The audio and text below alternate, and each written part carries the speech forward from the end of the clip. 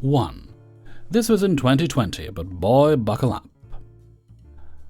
For some background, it was in my final year in uni in the UK, and I had booked an ensuite room where I shared a kitchen with 4 other strangers. The way the flat was laid out was that there were 5 dorms side by side with a single hallway leading to the kitchen. It was still COVID period, so my girlfriend stayed with me in my room. Of the 5 rooms, in order of closest to least close to the kitchen, a local who's pretty laid back, and we got really close to, my room, a foreigner who's quiet and very to herself, another local that barely leaves his room, and then the furthest away, this guy. Oh my god, this guy. You'll see why this layout is relevant later. My girlfriend and I were not locals, so we were the last ones to move into that apartment. The day I was moving in, I went into the kitchen to try and get my drawer, refrigerator, counter, cabinet spaces. He was stuffing his groceries in the fridge, and I noticed that the fridge and freezer have 5 compartments each. So I politely introduced myself and asked if my girlfriend and I could use the bottom drawer for both sides throughout our stay. He responded enthusiastically, "Of course, it's a free country." And I knew from that moment that he's not someone I'd vibe with, but my girlfriend was telling me that he seemed nice, and that I shouldn't judge too soon. Within a week, I started seeing his antics. On the first day, I saw that the fridge was filled to the brim, and I just assumed that since it was COVID, all my flatmates were stocking up to make less trips to the market. But in the second week, I saw him walking in with a fully filled foldable shopping trolley and shoving his products into every single shelf in the fridge until it was fully filled up. So I was wrong. Turns out that of the 5 shelves, he has 1 dedicated shelf, but he also stuffs his groceries in all the other 5 shelves. Mine was fully stocked because there's food for my girlfriend and I. But this guy stocks the entire fridge for himself every week like the apocalypse was near. Turns out this applies to the entire kitchen. For example, if we had 10 cabinets in the kitchen, he was taking up 5 or more. He was using over 50% of the counter spaces. Even the only dining table we had was full of his stuff because he had nowhere else to put them. So essentially, this dude was unjustly taking up space, and the others were too nice to say anything before I moved in. It was still early on, so I didn't bring it up. I merely spoke to him whenever he was in the kitchen, which was a lot. And I got to know that he was very into the US presidential election and fully believed that him, a Chinese Malaysian studying in the UK, will be the future US president. I didn't crap on his dreams to his face, but god, this guy was now inconsiderate and delusional. But if that's not bad enough, he feels like the right woman for him is someone like Michelle Obama. And it cost me a few nerves not to ask what makes him think he's even minutely good enough for her. So, back to the flatmate antics. We can't hear each other through the walls, but the room doors that lead to the hallway aren't soundproof. This punk would skip across the hallway in and out of the kitchen, very often and very loudly. If we weren't skipping, he would be stomping. When we asked him why he does that, and told him it was noisy, he'd just say it was fun. I love to cook, and this guy would also hoard the stove. Our stove had 4 burners, and he cooks and eats at least 3 times a day. Sometimes he uses a giant pot, and it would take up the entire stovetop. And he even leaves it there so we can't cook anything without asking him to do something about it. Whenever we're cooking, he would come in and immediately start a conversation, asking us what we're cooking, and telling us we're doing it wrong, or that he can make it better, but in general, just something that was uncalled for. And then he would eat with us, but he chews with his mouth wide open, makes a lot of noises, and although we only have 1 sink to share, he doesn't wash his dishes immediately after. Even though he took up the sink area with 3 dish racks. I also thought they belonged to the other roommates until much later. I can keep going on, but the worst of it all is the fact that he always gives a very good impression at first to most people, and then he intrudes on us when we have friends over in the kitchen. It was COVID, so the only way our friends could hang out was at each other's apartments.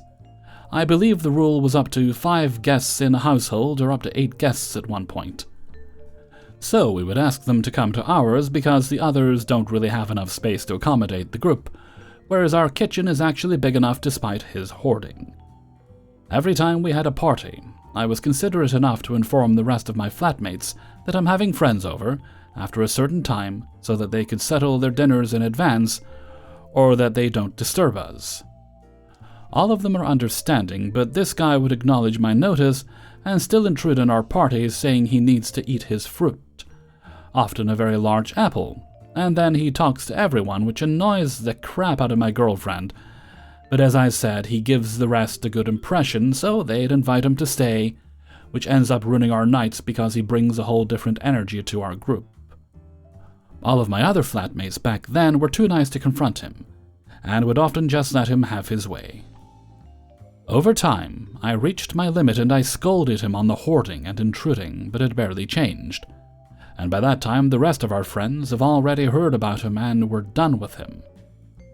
It came one day that there were a few new people coming along to our party, and he decided to intrude again. That time I was done.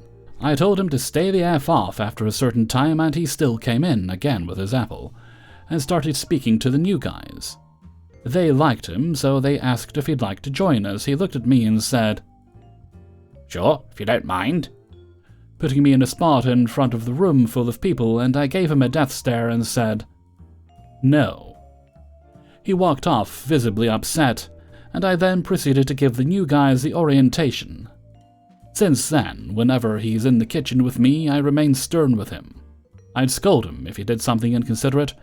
If he started hoarding again, I'd tell him off and made him move his stuff. If he came back with that trolley, I'd move his stuff out of the fridge when he uses the other spaces. I made the rest of his stay as difficult as possible for him, because in a way, I was hoping he would learn to be a decent person. It's been years now, and thinking back, the things he does still makes my blood boil, and I pray he never has a roommate again. Sorry for ranting. If you reached this point, I hope you enjoyed it. 2. My husband and I bought a house about 2 years ago. It was a big house in a rural area. We came from a different state, and slowly our friends from home have been moving here. One set of our friends, a family of 3, reached out a year and a half ago and said that they were in a bad situation.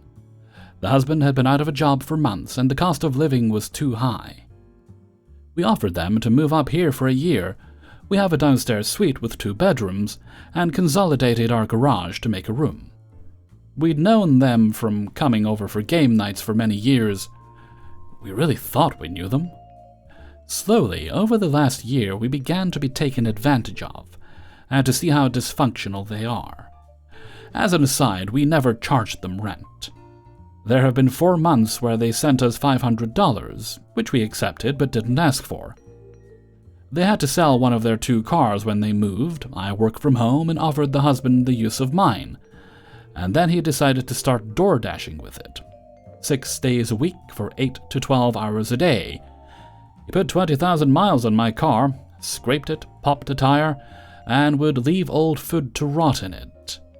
At the 6-month mark, I finally said no more, which was met with defensiveness, like I was taking away their livelihood while not charging them anything to live with us. The day after I set that boundary, the husband checked himself into hospital for suicidal ideation. He later went on to cause 2 accidents in their own car within the year. They both smoke pot day and night. I'm not against it, but they do it around their kid, which is not okay with me.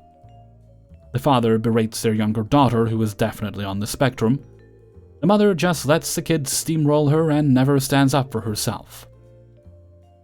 The kid has so many behavioral problems, it's hard to watch her physically hit her mom, not listen and yell, scream, cry often. There have been times we would watch her, and we try to make it special for her. But if we did too much, the father's pride would kick in and he would become defensive. They also have animals they don't really take care of. They have a dog and 2 cats. The husband was unemployed for 9 months, but I had to take the dog out or take care of their animals at times, even their kid, unplanned, because something happened to them. Their depression made them completely inert. cat, etc. The smells down there were rank. I once cleaned the cat box for them, and the husband became super defensive and actually went off on me. The husband finally got a job around month 9, and had to use his daughter's pee to pass the drug test. He had no remorse and was excited about the kit he found for it.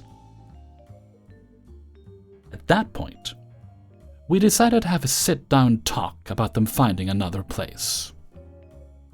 We offered help, resources, etc. Then, every time after that, we were stonewalled, or they said they had heard us and wouldn't continue the conversation. We told them not to pay us anything so they can save to move out now that they both have jobs. About a month later, they asked me to take care of their kid again while one was in hospital, and we went into their part of the house. It was disgusting.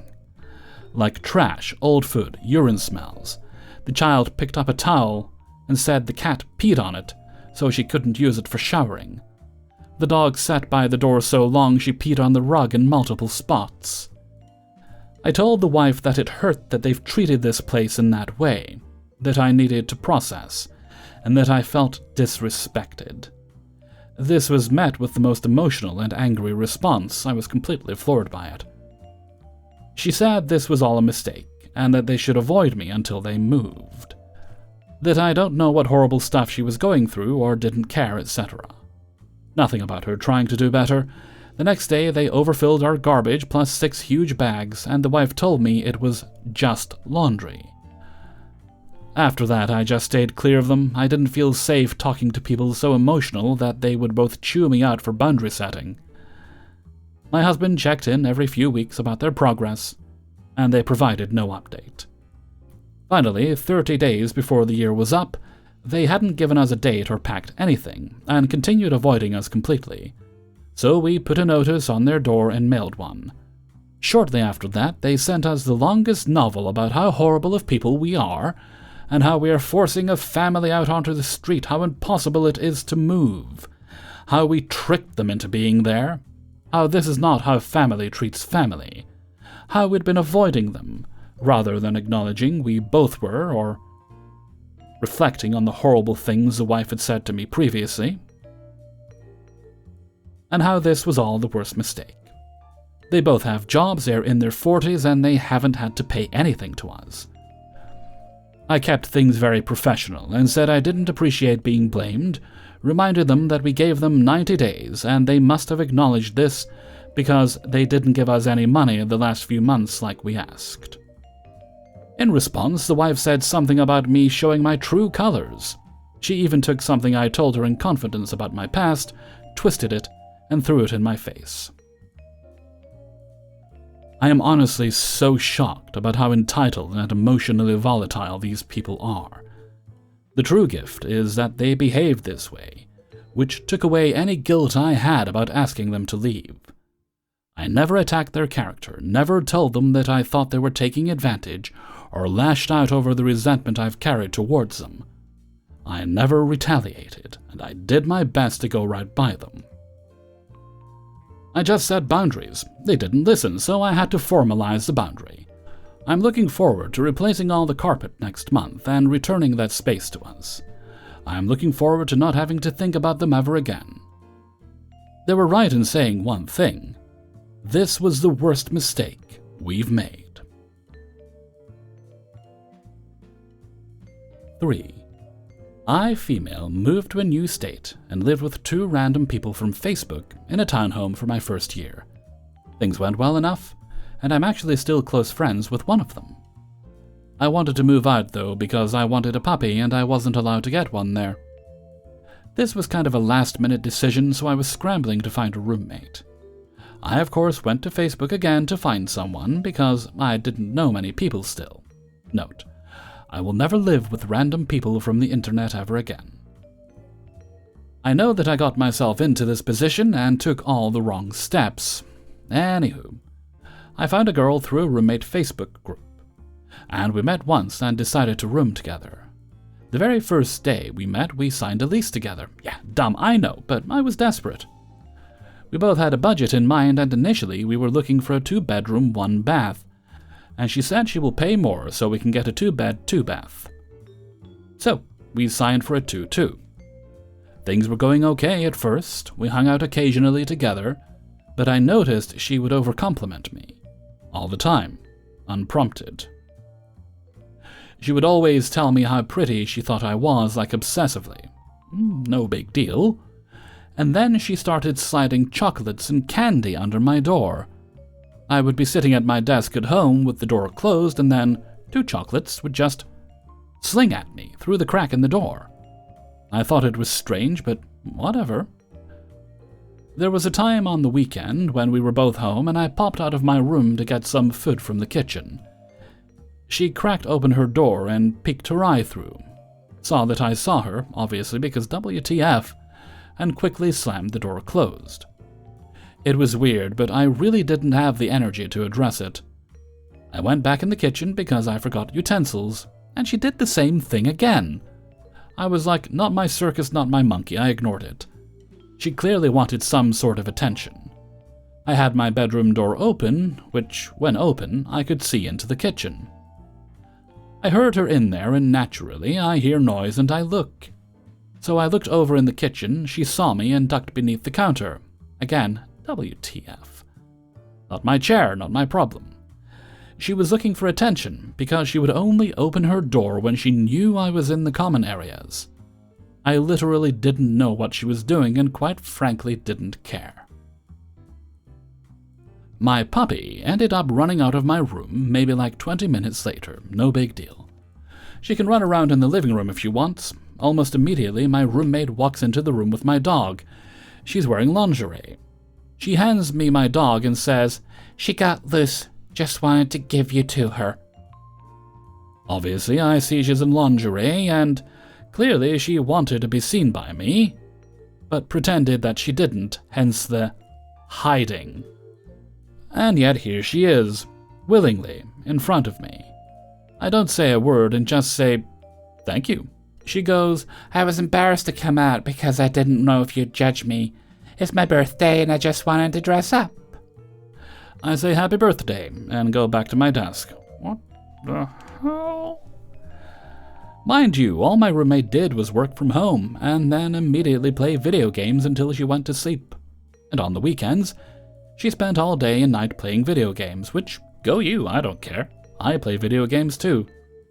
She was streaming or something in lingerie for her birthday, which, cool, you do you.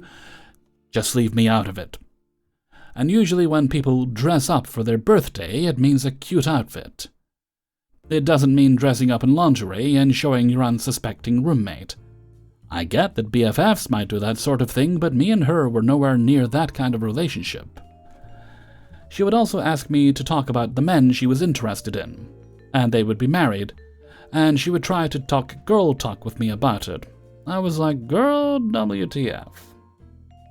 Things started to take a turn when she would get upset at me for small things. I couldn't make any noise without her texting me and telling me I'm rude and disrespectful, and that I was giving her a migraine.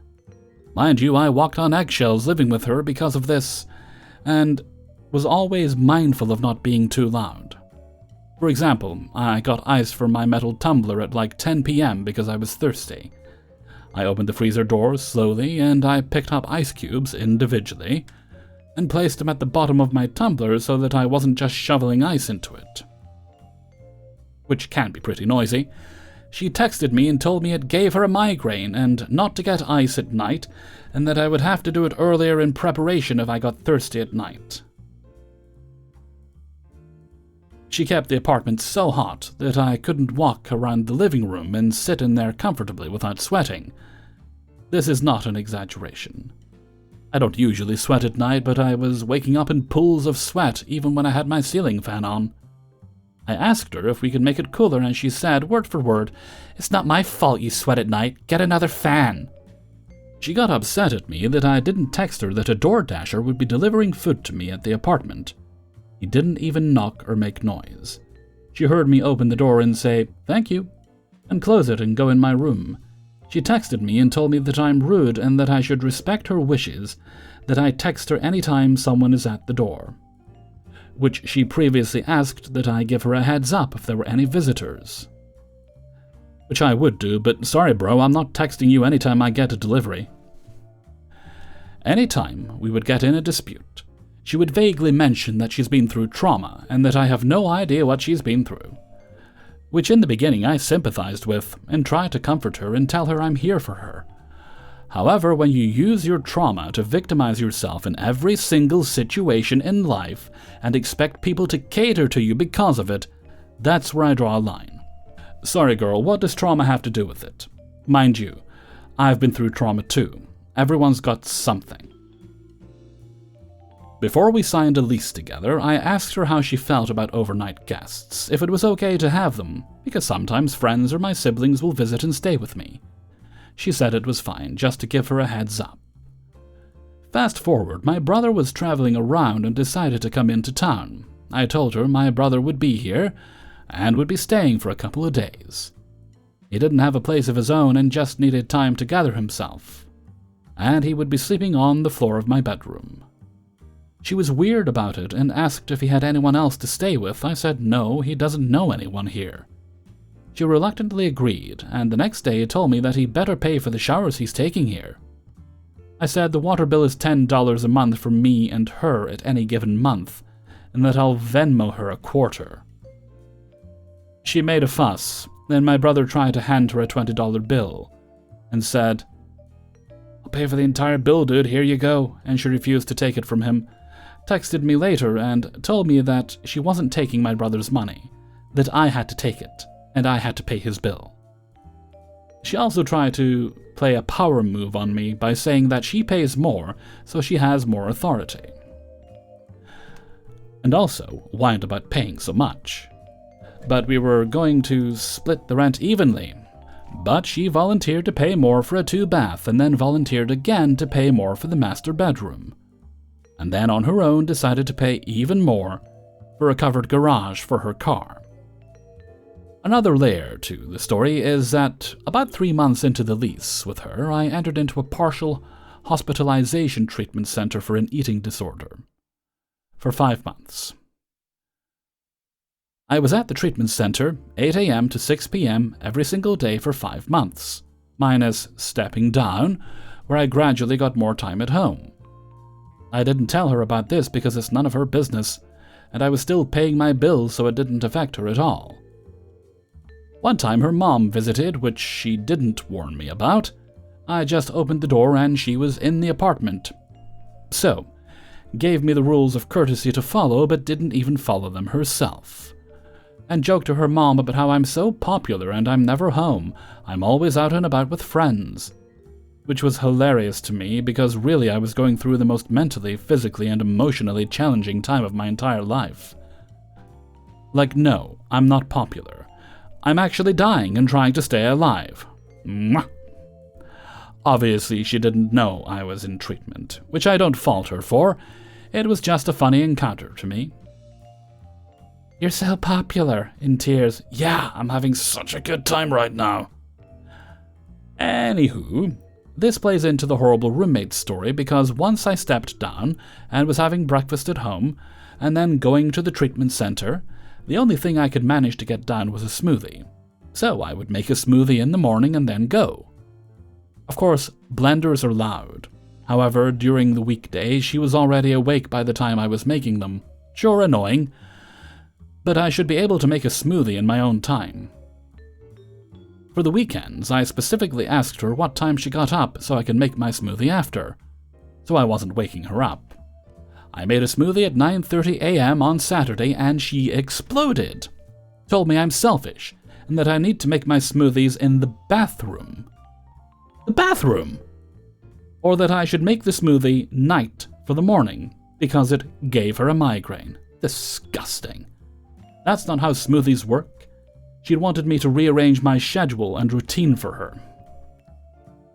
I told her, how about she stops gaming until 3 a.m. so she can wake up earlier? She told me, "Why would you expect me to change my schedule around for you?" Exactly. Why are you expecting me to do that for you? I kept making my smoothies and she assumed I did it to spite her. Eventually, I sat down with her and explained to her that I didn't make smoothies to spite her, that I've been on a treatment center for 5 months and smoothies are the only thing I can get done in the morning. I'm doing it to survive and recover. She told me, and I quote, "My PTSD is worse than your eating disorder." So, I tried to make amends, and she says that to me. Love it. We managed to ignore each other for the rest of the lease until we moved out. She has the audacity to ask if I wanted to stay another year. Anywho, that's my worst roommate story. There's so many more little things, but that's the gist of it.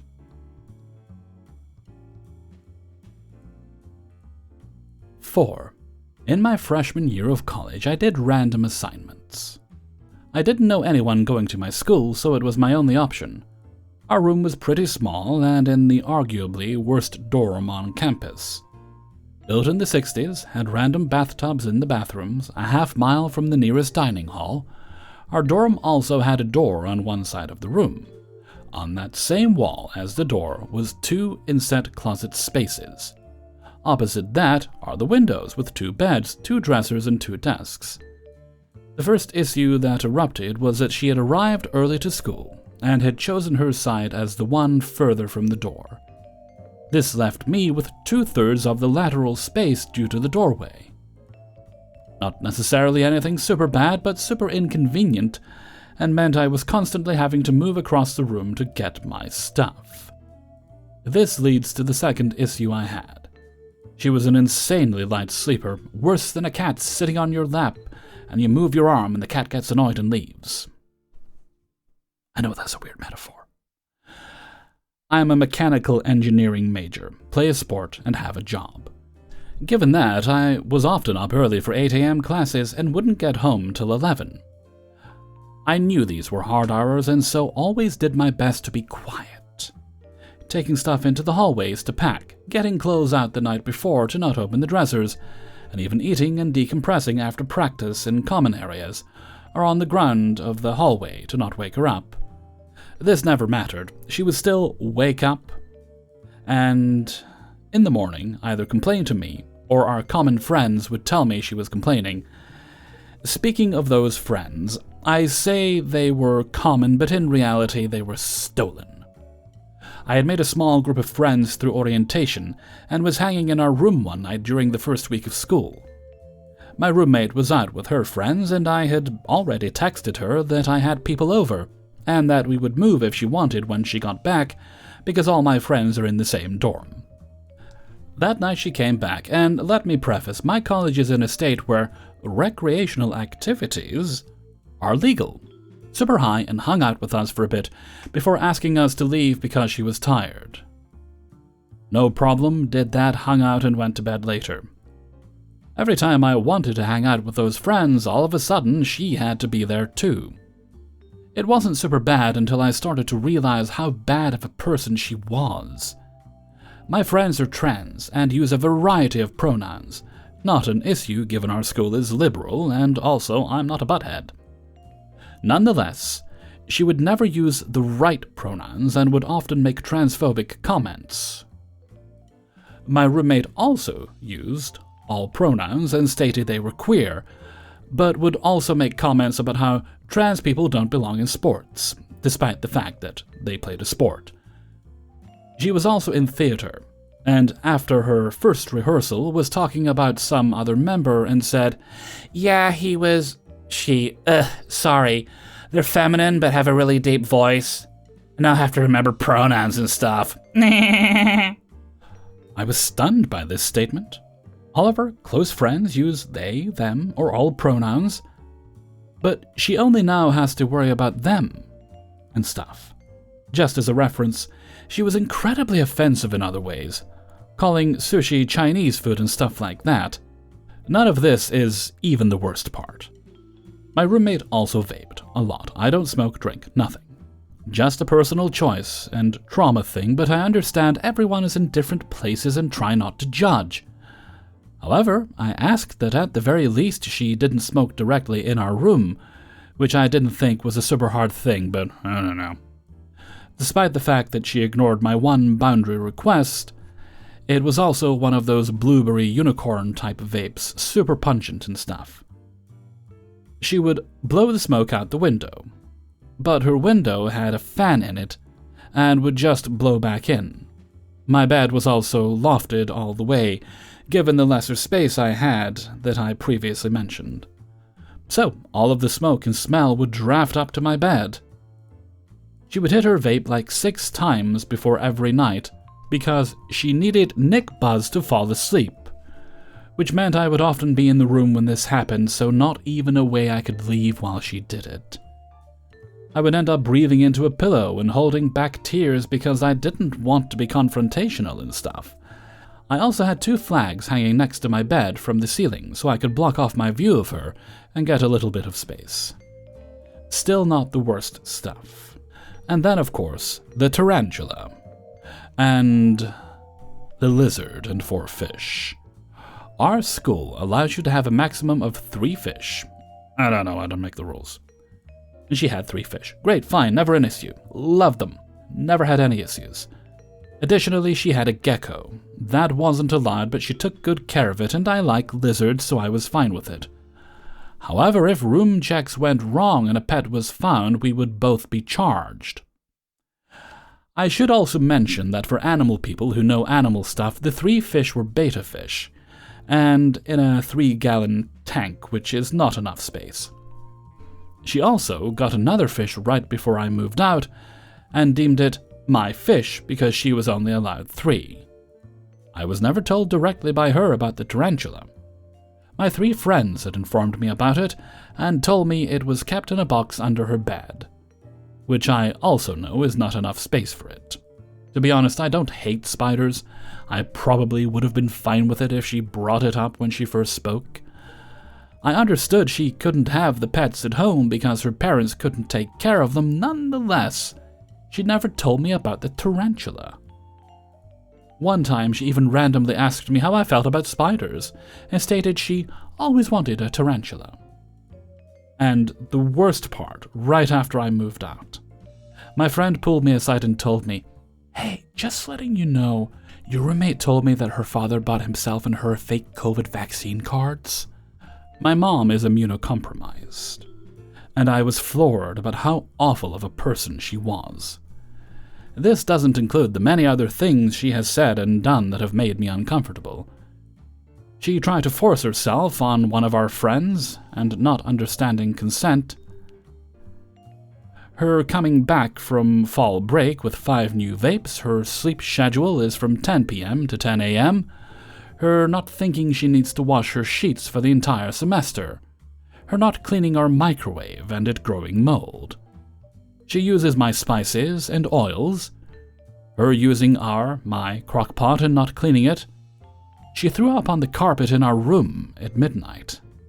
Insane human being.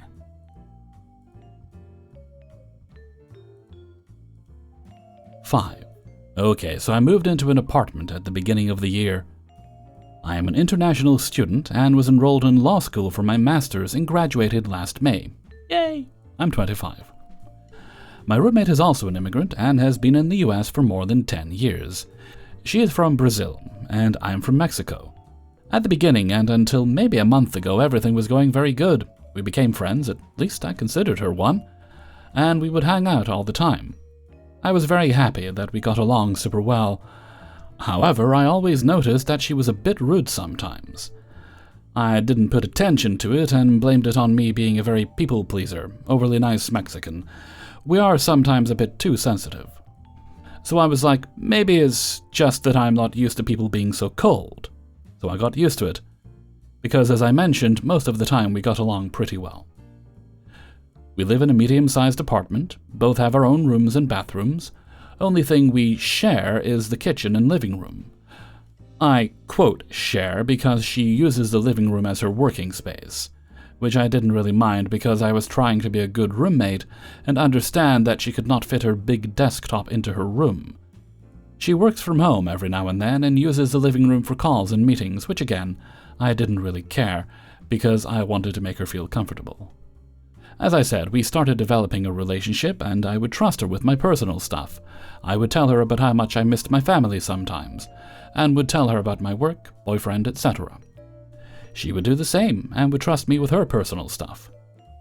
When I graduated, my family came to visit for 5 days. My family, 5 individuals, counting me, would all fit in my room because it is very big. We agreed that I would not use the kitchen because we didn't want to make her feel uncomfortable, so we ate out all the time. She said she really liked my family, and they gifted her some Mexican goodies. Time passed by, and my sisters came to visit me again. 2 sisters, both in my room. Again, we planned on eating out because we didn't want to disturb her. This is where I think I messed up.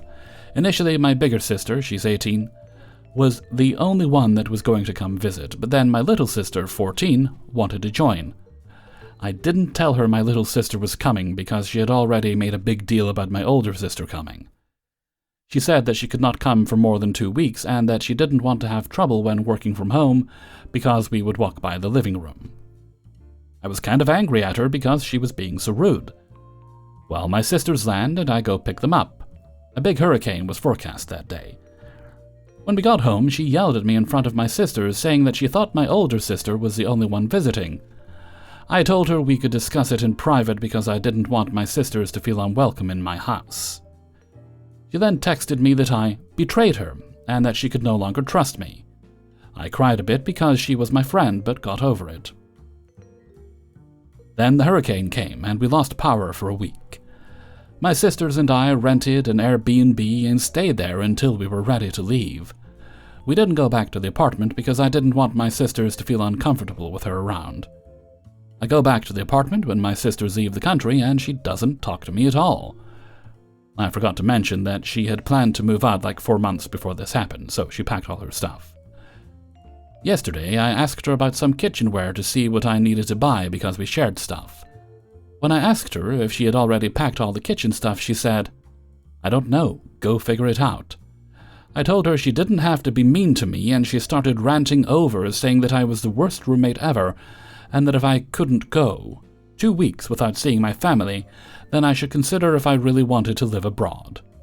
That really hurt because I trusted her with my personal feelings. She then said that I was the worst and that I was an immature 25-year-old for missing my family. Her family never visits her. And I wonder if that's why she was so mad at me. It was. Again, I understand I might have screwed up when I didn't tell her my little sister was also coming, but I would never treat her or her family the way she did. I now feel so sad and don't know if I should try to talk to her again. Hellfreezer's note, I would say if she's moving out anyway, just leave it be. Now, you already know you messed up a bit by not telling her that your sister was coming for a visit. Well, 2 sisters coming for a visit. You've acknowledged that, you've taken responsibility for it, and I assume you've attempted to make amends in some way, and if she's not receptive to that, then ultimately, that's on her. It doesn't sound like there's a long list of problems here, like there's a history of issues between you. She's taken issue here because you're close to your family, and she probably misses hers, and they're not really taking much to do with her. It's an unfortunate situation, but she's really taking her angry feelings at her own family's lack of contact out on you. Let it go. She'll either come to her senses and pull her head out of her butt on her own, or she won't. But if you talk to her again, I think it would be wasted breath. Hey everybody, Hellfreezer here, and thank you very much for listening to Bad Roommates, episode 29. And thank you very much to everybody who allowed me to use their stories in this video. Before you go, please hit the like button. If you'd like early access to the videos, then you can get that through my Patreon page by supporting me there for as little as $1 or more a month. And you'll also find links in the description to my Discord server, as well as my merchandise store on Teespring. Okay, I don't think we've any other bits and bobs, so let's move along to Hellfreezer's question of the day. And today's question is... hot chocolate. Weird time of year to be asking about that, but do you like the instant powdered variety, or are you the kind of person who likes to melt the chocolate and make it all fancy? I could go either way, but I think mostly I get a jar. I think Options is the one I buy most often. They've got some nice flavors. Like they've got a salted caramel, I think that's one of theirs, and I've got a white chocolate one in the cupboard that's waiting for the cold weather again, and they do a nice mint chocolate one, which is very lovely. Let me know what you think in a comment below. And before we go, let's look at the answer of the day from a previous video. And this one comes from Bad Roommates 27, and I think it was about items that have increased quickly at such a high rate that you're quite shocked because it's been a while since you bought them. And today's answer comes from Annie Northman. Eggs have definitely increased more than others. We used to have 2 case eggs for around $12, and it went up a few dollars. Crazy how expensive eggs are. Thank you very much for your answer, Annie Northman. And with that, I'm going to head off for now. So until next time, thank you very much for listening, and take very good care of yourselves.